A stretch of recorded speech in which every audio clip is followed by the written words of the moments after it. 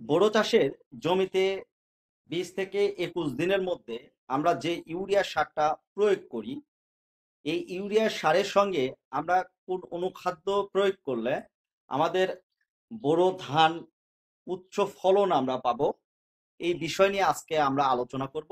সম্মানিত কৃষক ও কৃষানী ভাই ও বোনেরা, আসসালামু আলাইকুম। হিন্দু ভাইদের আদাব। অন্যান্য জাতির প্রতি রইল আন্তরিক ধন্যবাদ ও শুভেচ্ছা। আমরা এখন বোরো চাষ করতেছি। এই বোরো চাষের জমিতে ধান রোপণের ২০ থেকে ২১ দিনের মধ্যে আমাদের ইউরিয়া সার প্রয়োগ করতে হয়। এই ইউরিয়া সারের সঙ্গে আমরা কোন অনুখাদ্য প্রয়োগ করলে আমাদের জমিতে উচ্চ ফলন আমরা পাবো, এই বিষয় কিন্তু আমাদের জানা অত্যন্ত একটা গুরুত্বপূর্ণ বিষয়। আলোচনায় আমি থাকছি কৃষিবিদ মোহাম্মদ ইকলাস বাবু। কৃষি বিষয়ক কথা ফেসবুক পেজ এখনো যারা ফলো করেন নাই অবশ্যই ফলো করবেন, ও কৃষি বিষয়ক কথা ইউটিউব চ্যানেল এখনো যারা সাবস্ক্রাইব করে নাই অবশ্যই কৃষি বিষয়ক কথা ইউটিউব চ্যানেল সাবস্ক্রাইব করে পাশে থাকা বেল আইকনটা বাজিয়ে দিবেন।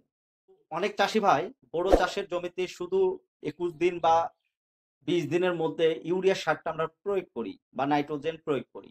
আমাদের উচিত উচ্চ ফলন পেতে গেলে আমাদের জমিতে যে চারাটা রোপণ করেছি সেই চারার ডোজ এবং চারার গুজি বা পাঁচকাঠির সংখ্যা কিন্তু আমাদের বৃদ্ধি করতে হবে, এবং আমাদের জমিতে যে ধানের চারাটা রোপণ করেছি এই চারা যেন সতেজ থাকে এবং সুন্দর থাকে।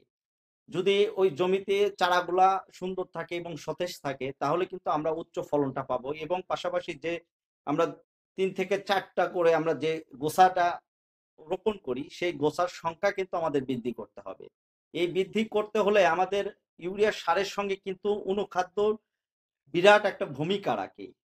এজন্যই আমাদের চাষি ভাইদেরকে আমি বলবো আমরা ইউরিয়া সার কতটুকু দিব এবং অনুখাদ্য কতটুকু দিব এবং কি পরিমাণের কতটুকু জমিতে কি পরিমাণের আমরা অনুখাদ্য ব্যবহার করব, এটা আমাদের জানা গুরুত্বপূর্ণ বিষয়। প্রতি ৩৩ শতক জমিতে আমরা ইউরিয়া সার ব্যবহার করব ২৫ কেজি। প্রথম আমরা ইউরিয়া সার ব্যবহার করব। জাত বুঝে আমরা কিন্তু ইউরিয়া সারটা কম বেশি করার চেষ্টা করব। এগুলা দীর্ঘমেয়াদী সময়কালীন ধানের জাত সেগুলোতে আমরা সারের পরিমাণ একটু বেশি দিব।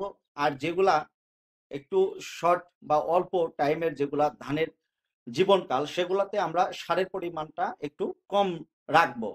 তবে অনুখাদ্যর পরিমাণটা কিন্তু ঠিক রাখতে হবে।